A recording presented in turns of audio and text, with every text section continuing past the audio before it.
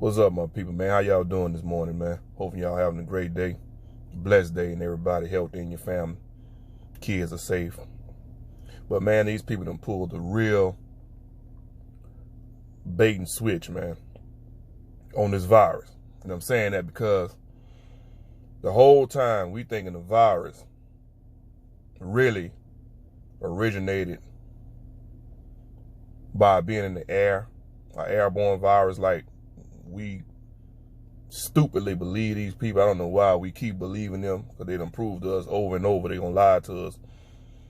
But this virus really started the way it started, where it originated from, what they say, China, in a cat or whichever animal. The virus the whole time was in the food. And I know that's going to surprise a lot of y'all, and it's not going to surprise some of us, but for the ones that don't know, the virus is in the food. That's crazy. But they made it seem like it was in the air. So they really try to suppress a lot of the panic, because I'd rather say it's in the air than say it's in the food. Because then if the economy really dropped the way it did with an airborne virus, what you think gonna happen if they say the virus is in the food and you have no substitute for the food? You see what I'm saying? I want y'all to check this out and listen to what I'm saying. A lot of these people are going up and price gouging on the meat, saying that it's a shortage on meat. And there's a lot of companies that's shutting down, a lot of processing plants. But you know what the reason why they're doing that? They're doing that because if y'all seen some of the videos and seen some of the pictures of them actually disposing a lot of the beef, the cattle, and selling off of the pigs with the pork and things like that, that's because these animals are infected, or possibly could be infected with this disease or this virus. It's almost like the mad cow disease. Remember that back in the day? It's almost like that, but it's not. This virus is in the meat of the pork and the beef. That's why the stores are going up on a lot of the product, because the product that they have supposedly isn't infected. So it's all about supply and demand. I'm the only one that has the good meat, so I'm going to charge you out the wahoo for this good meat, as in animals.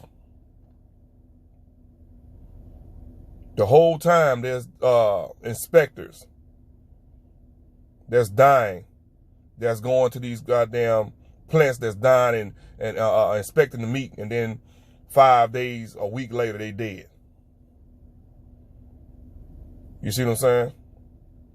These plants are shutting down because they have allowed the feds to go in and actually test the employees.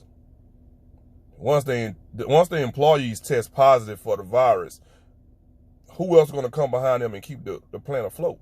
And a lot of these business owners are seeing that, and they don't want to lose their money, because their profit and their financial stability is greater than a life.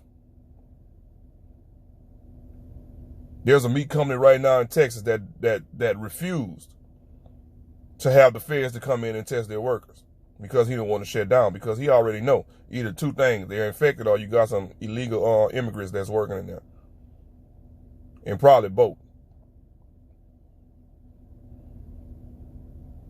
But see, what they did was, a lot of this is voluntarily. You can volunteer to actually be tested or have your employees tested. Everything is voluntary now.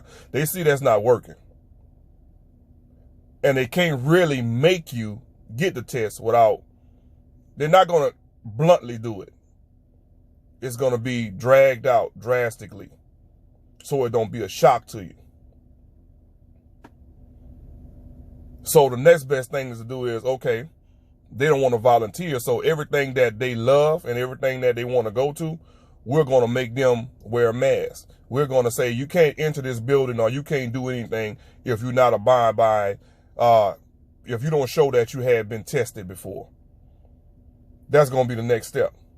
See, it started with the mask. You can't enter this dwelling or you can't enter this private business, grocery store, club, whatever it may be, without a mask on. Now the next step is, or that next phase is going to be that everyone must be tested. So if you don't show this card or whatever it may be, or card or something, a number on your phone or a stamp or whichever to show that you've been tested, you're not going to be allowed to buy this. You're not going to be allowed to come in here. You're not going to be allowed to do these things. That's the second phase. Because the second phase is going to come, but it's going to come during maybe the winter times so they can incorporate that with the flu. You see what I'm saying? This is going to be the worst flu season you ever seen because it's not really going to be the flu. It's going to be the virus, the coronavirus, incorporated with the flu, which has some of the same traits because it's a form and it's a strand of the flu. You see what I'm saying? And that's going to be a way for you to abide by, okay, you have to get this vaccine.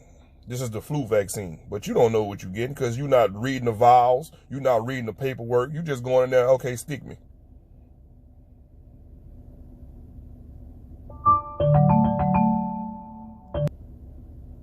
You're just going in there saying, stick me. Not knowing what you're getting in your body.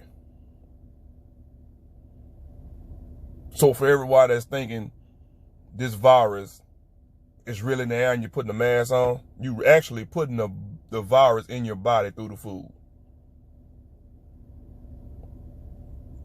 And they're not going to tell you that because they see the panic that it caused with the airborne virus. If they tell you it's in the foods, then it's over with. But I'm not going to hold y'all, man. Y'all be easy.